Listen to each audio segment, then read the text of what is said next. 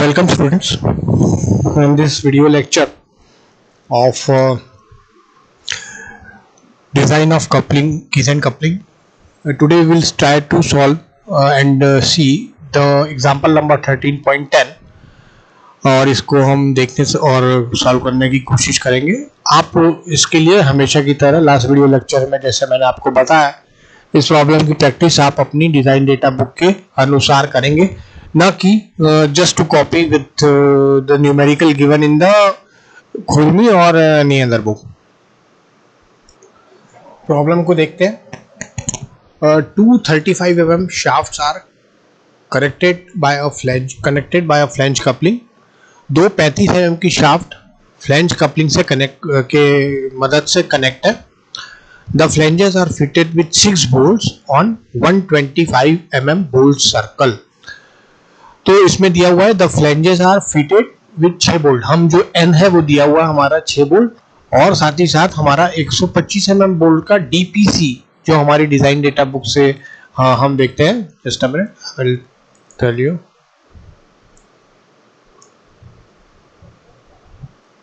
ये देखिए हमारा pitch circle diameter DPC 3D ये हमको दिया हुआ है and that is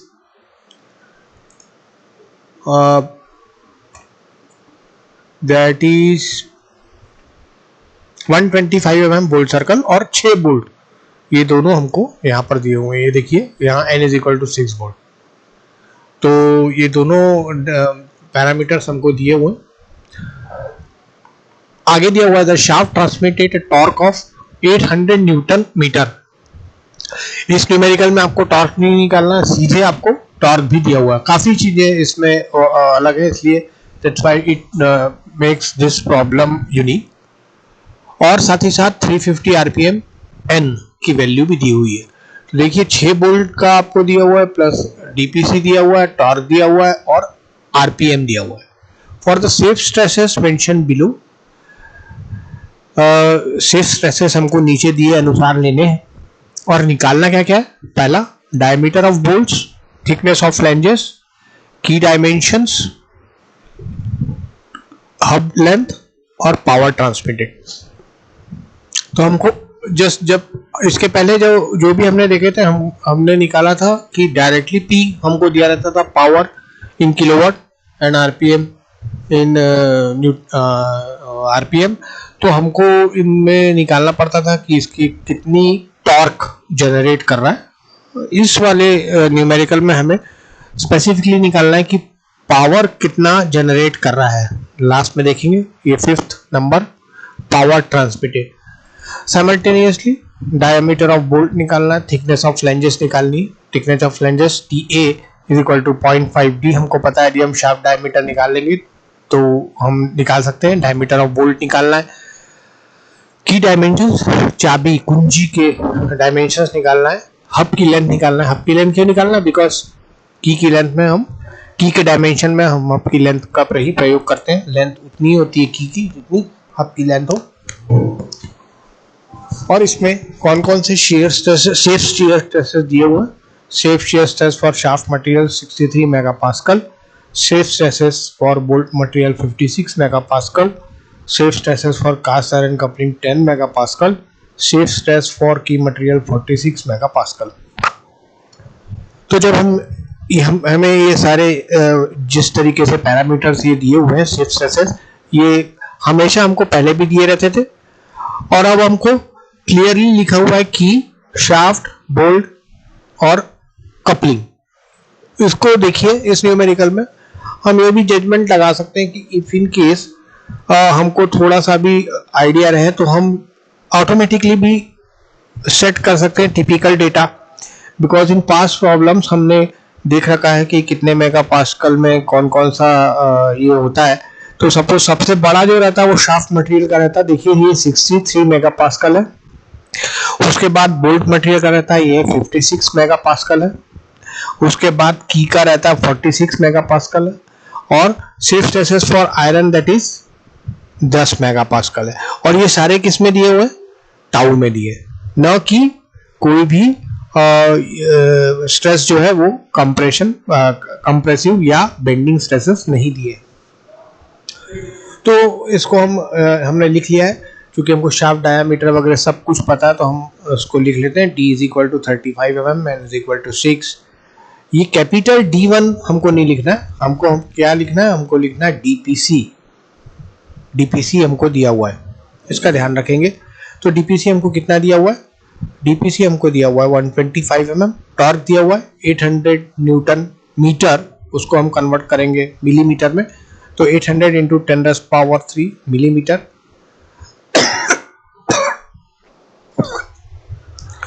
N is equal to 350 RPM। अब ये देखिए tau s is equal to 63 mega pascal, इसको भी हमने न्यूटन पर mm में लिखा हुआ है, ताकि हम जो भी यूनिट निकालें कोई कंफ्यूजन ना हो यूनिट्स का, और हम हमेशा की तरह सही ढंग से इसको निकाल सकें। उसी के अनुसार हम टाउ भी निकाल रहे हैं 56 न्यूटन पर mm स्क्वायर, टाउ सी कपलिंग के लिए 10 मेगा पास्कल 10 न्यूटन पर mm स्क्वायर, और लास्ट की के लिए 46 न्यूटन पर mm स्क्वायर। इस तरीके से हमने ये गिवन को यहाँ पर लिख लिया है। अब हमको जो 4-5 कैलकुलेशंस करने हैं, that is for diameter of bolt, thickness of flange, ये हम एक के बाद एक करने की कोशिश करेंगे। तो सबसे पहले हम डायमीटर ऑफ बोल्ट निकालते हैं, बिकॉज हमको शाफ्ट डायमीटर D दिया हुआ 35 mm, तो अब हम सीधे इसको निकालने की कोशिश करेंगे। और चूंकि इसको चेक करने के लिए सिग्मा बी बेंडिंग स्ट्रेस का नहीं दिया हुआ है, तो हम सीधे बस इसको निकाल कर छोड़ देंगे, और हम सिलेक्ट कर सकते हैं कि कौन सा डायमेंशन हमको लेना है, दैट मीन्स हमको कौन सा बोल्ट डायमीटर हमको लेना है। तो इसके लिए हमने आपको फॉर्मूला बताया हुआ है, ये देखिए DB square 8T divide by pi DPC N tau, और ये चेक के लिए सिग्मा सी, ये आपको दिया हुआ नहीं है तो आप इसका प्रयोग नहीं करेंगे, आप सिर्फ इसी न्यूमेरिकल का प्रयोग करेंगे, that is DB square 8T pi DPC N tau.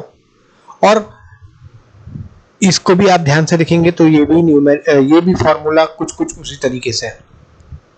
तो DB के सापेक्ष में इसको निकालेंगे, और स्क्वायर को सॉल्व करते हुए फॉर्मूला आपका 8 mm आएगा, because no we are not consulting design data book at presently, so there will be no data that can be taken from outside, that have been taken from outside, और directly हम DB को 8 mm से convert कर सकते हैं। Simultaneously जब हम इसको देखते हैं, तो अब हम डिज़ाइन डेटा बुक का प्रयोग करते हुए इस मिलीमीटर नॉमिनल डायमीटर के लिए हम बोल्ट डिज़ाइन भी कर सकते हैं साइमल्टेनियसली। तो ये हमारा पेज नंबर चैप्टर 8 में page number 70 design data book के अनुसार नॉमिनल डायमीटर D, ये देखिए आप ये वाला फाइन सीरीज ले सकते हैं M8, नॉमिनल डायमीटर 8 mm, तो ये आप ये वाला ले सकते हैं। साथ ही साथ आप ये M8 भी ले सकते हैं, जिसकी पिच 1.25 है, या आप सीधे M8 लिख दीजिए, तो that will be the bolt you have selected for inserting in the coupling. अब दूसरा जो हमको जनरेट करना है, जो प्रॉब्लम हमको सॉल्व करना है, that is thickness of flanges. तो thickness of flange TF is equal to क्या होगा, थिकनेस ऑफ फ्लैंज होगा, हमारा डिजाइन डेटा बुक से की ओर वापस मुड़ेंगे,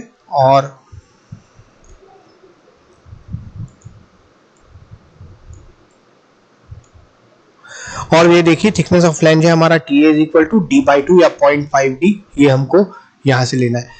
चूंकि क्वेश्चन में क्लियरली पूछा गया है कि just find out what thickness of flange, तो आपको सिर्फ TA का प्रयोग करना है, और इसके लिए ये कोई फॉर्मूला आपको यूज नहीं करना है।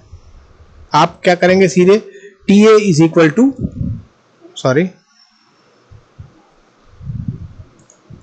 D/2। T आपको पता है 35 mm डिवाइडेड बाई 2, वो आपकी थिकनेस ऑफ फ्लैंज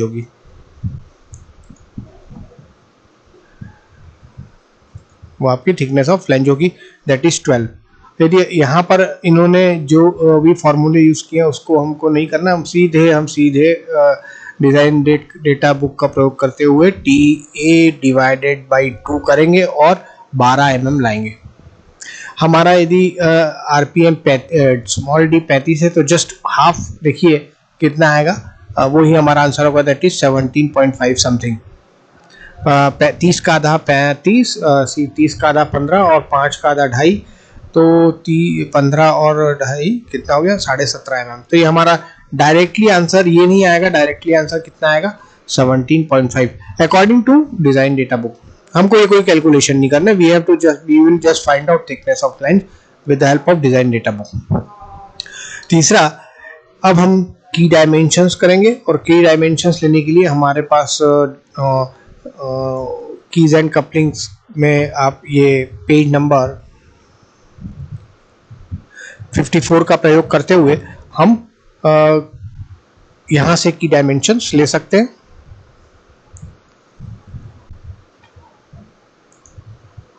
और उसके लिए हमारे को लेंथ ऑफ हब नहीं पता है, तो हम लेंथ ऑफ हब यहीं पर लेंगे। सबसे पहले हम 35 mm के हिसाब से की का सिलेक्ट करेंगे, उसकी विड्थ और थिकनेस टेबल नंबर 5.1 से। तो हमारा डायमीटर दिया हुआ है 35 mm, तो ये देखिए 35 mm बचेगा 30 to 38, 10 और 8।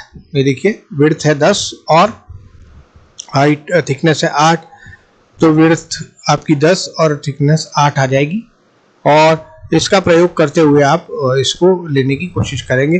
देखते हैं बुक में क्या आया है। हमारा बुक में आया W इज इक्वल टू 12 और T इज इक्वल टू 8। तो आपको याद है हमारा 12 नहीं 10 है, 10 और 8 हमको लेना है, और उसके अनुसार हम इसको चेक करेंगे। जो चौथा पैरामीटर यहाँ पर लिखा हुआ है that is hub length. Hub length हम यहीं पर निकाल लिए, देखिए बिकॉज विदाउट हब लेंथ हम इसको कैलकुलेट नहीं कर सकते। तो हम यहाँ पर हब लेंथ इन्होंने बाद में भी निकाली है, देखिए। तो हब लेंथ निकालने के लिए इन्होंने क्या किया कि इन्होंने L is equal to 1.5D का प्रयोग करते हुए ये की लेंथ निकाली है। की लेंथ क्योंकि key length is equal to length of, तो इन्होंने ये L यहाँ से इस तरीके से निकाला है। जबकि की लेंथ हम डायरेक्टली कहां से निकाल सकते हैं,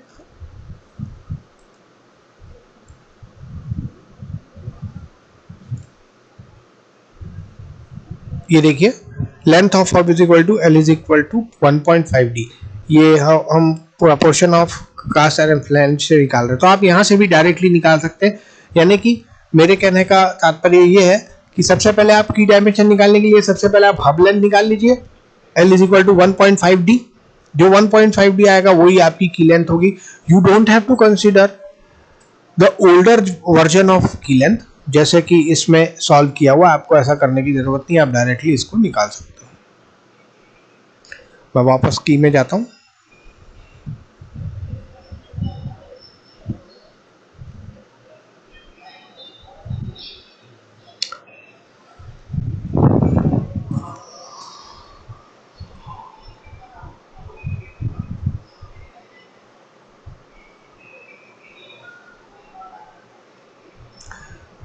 ये देखिए, और यहाँ पर इन्होंने जो फार्मूला यूज किया that is L is equal to 1.5D। आपको ये प्रयोग नहीं करना है, आपको सीधे लेंथ वहीं से मिल जाएगी और उसी का प्रयोग आपको करना है। तो यहाँ पर 1.5D 52.5 mm आई है। लेट अस चेक नाउ कि ये की है या नहीं है। अब ये चेक करने के लिए, और आप यहाँ पर देख रहे हैं कि 800 इंटू 10⁻³ L WT के 2T डिवाइडेड बाई WLD, ये फॉर्मूला हम प्रयोग करते हैं नेक्स्ट पेज में। तो दिया हुआ है equation number 5.4 I think, WL tau D/2 is equal to T।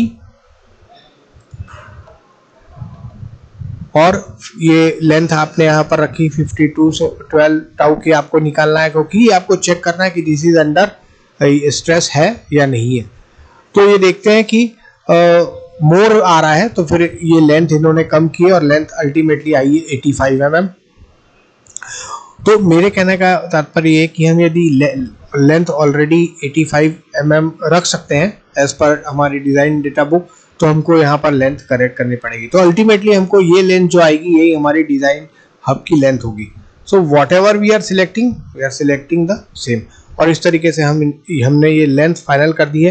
This is the length of key as well as length of hub. इसके अलावा जो W और D है, तो ये W और T है, इसको हमने डिजाइन डेटा का बुक का प्रयोग करते हुए ये यहाँ से सिलेक्ट किया हुआ है। I am sorry, this one directly table से हमने लिया हुआ है। और last power transmitted P is equal to 2 pi NT by 60, हमको पता है T का मान हमको पता है, N का मान पता है, 60 पता है, तो हम एट लास्ट में 29.325 किलोवाट इस तरीके से हम इसको आंसर को निकाल लेते हैं।